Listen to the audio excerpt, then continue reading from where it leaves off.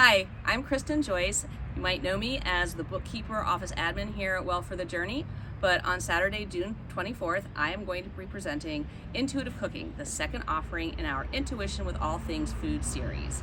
We're going to take a look at our food DNA, our likes, our dislikes, our earliest memories, and our formative experiences with food and cooking. We're going to look at what your family has brought with them on their journey to the table. We're going to talk about the gift of our food as compassion and love for those we care about and for ourselves, as well as what it means to give food as compassion and healing, what we're making and why it matters.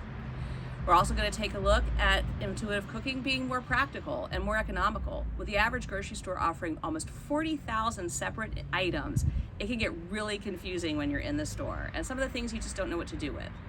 So this program is going to be for the accomplished cook, the faint of heart, and everybody in between.